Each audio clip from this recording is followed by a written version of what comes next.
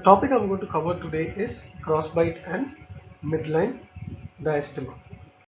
As you all know, crossbite is the abnormal positioning of the maxillary and the mandibular teeth in the buccolingual or else the labiolingual direction. You can classify your crossbite either based on location or else the etiology. Now, based on location, you can classify it as anterior or posterior, and based on etiology, you can classify it as dental, functional, or else skeletal crossbite. Fine. And functional, you can further classify it as your habitual or pseudo class 3. Now, coming to the prevalence and incidence of crossbite, in a study that was conducted by Satinder Pal Singh, where he compared all the malocclusions, he saw that anterior crossbite comprised of 8.7%, whereas posterior crossbite was seen in 6.9% of the cases. And in anterior tooth crossbite, single tooth anterior crossbite was more common than multiple tooth anterior crossbite. And in the posterior crossbites, single tooth posterior crossbite was more common, followed by your unilateral multiple tooth posterior crossbite, bilateral multiple tooth posterior crossbite, and bilateral single tooth posterior crossbite.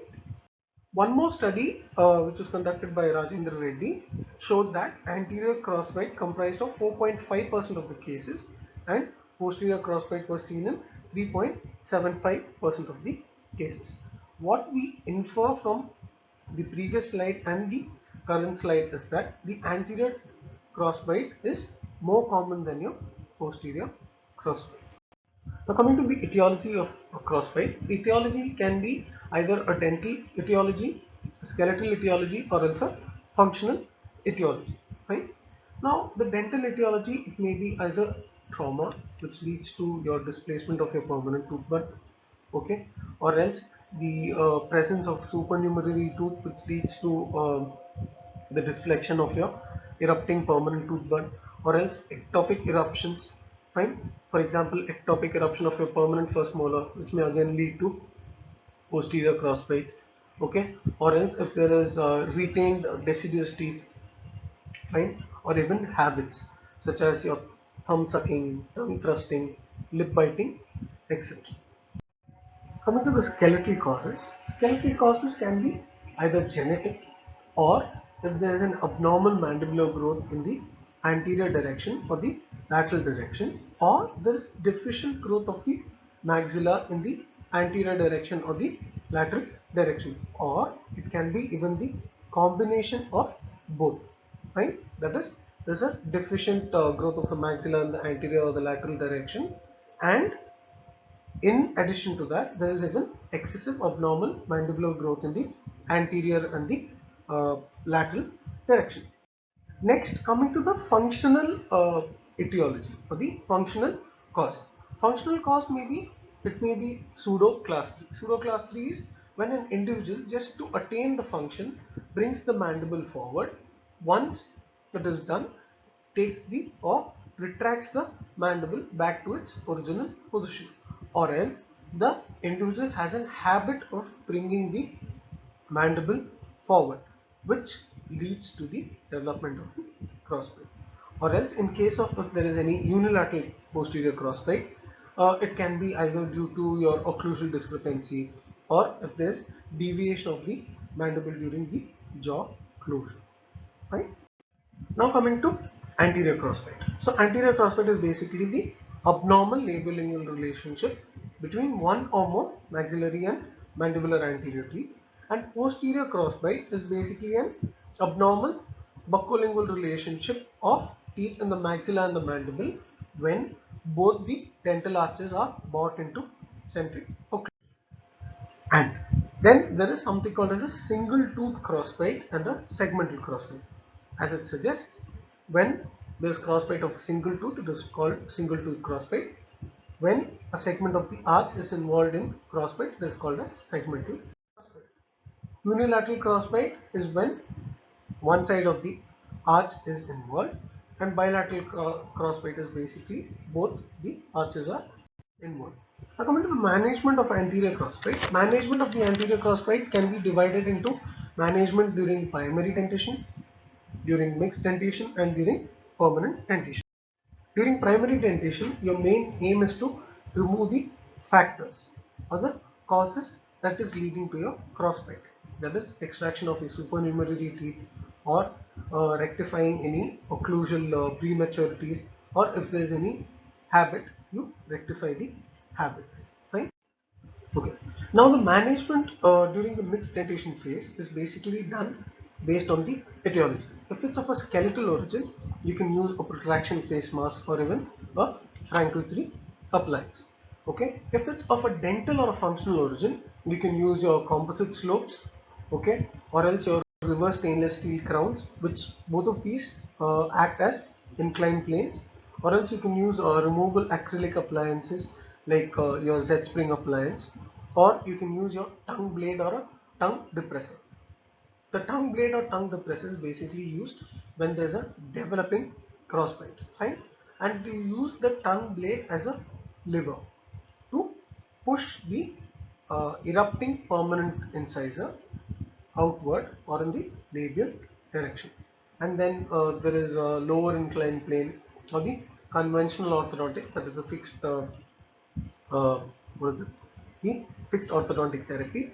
And then there is screw appliance, right? Screw appliance is basically can use either for a single tooth or a segmental, fine,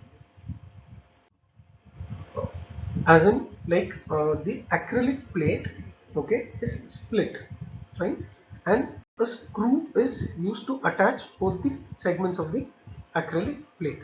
Once you activate the screw, it pushes the split acrylic plate, which pushes the entire segment or else the single tooth that is in crosscut, fine. Now, in case of permanent dentition, you can either use a fixed orthodontic therapy or else the screw appliance again, either a mini screw or a. Now, coming to the posterior crossbite, right? Posterior crossbite, it can be corrected either using crossbite elastics, which basically works on your reciprocal anchorage, fine, or else you can use a quad helix. In quad helix, the diameter of the helix, okay, should be around 2 to 3 mm. And while you're activating the quad helix, it is first activated in the posterior region and then it is activated in the anterior region.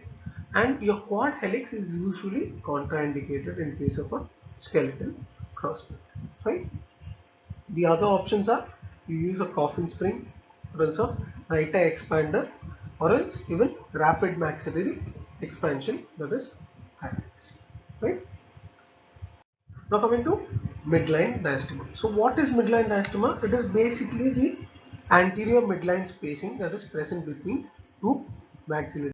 Now coming to the etiology of midline diastema, it can be due to transient malocclusion.